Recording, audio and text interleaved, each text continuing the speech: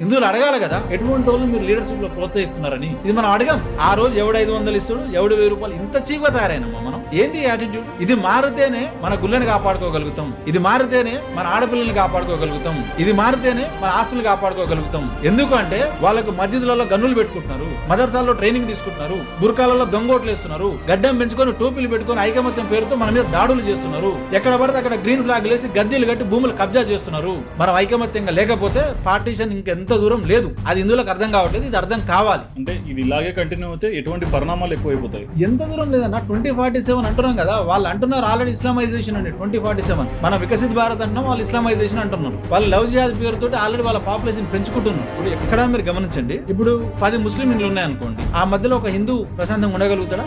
కానీ 100 మంది హిందువుల ఇండ్లు ఉన్నా వాళ్ళందరి మధ్యలో ఒక ముస్లిం ప్రశాంతంగా ఉండగలుగుతాడు. అవునా కాదా? మనకు ఆ సహృద్భావం ఉంటుంది. వాళ్ళు మైనారిటీగా ఉన్నంతసేపు సైలెంట్ ఉంటారు, వాళ్ళు మెజారిటీ అయితే దాడి చేయడమే. ఖురాన్ లో ఉన్నటువంటి 9th chapter 5th verse implement చేస్తారు, 9th chapter 29th verse implement చేస్తారు. Kill the non believers, kill the polytheists, kill the idol worshippers. ఇదే వాళ్ళ సిద్ధాంతం. హిందూ అనేటువంటి మేల్కోకుండా ఇక నేను, నా సంసారం, 2 పిల్లలు, వ్యాపారం ఇదే అంటే ఏ రోజు ఒక రోజు నువ్వు బాధితుడు అవుతావు. నువ్వు బాధితుడు అయ్యే రోజు కనీసం పక్కన దగ్గరికి పోయి చెప్పుకున్న పరిస్థితులు కూడా నేను లేకుండా చేస్తాను.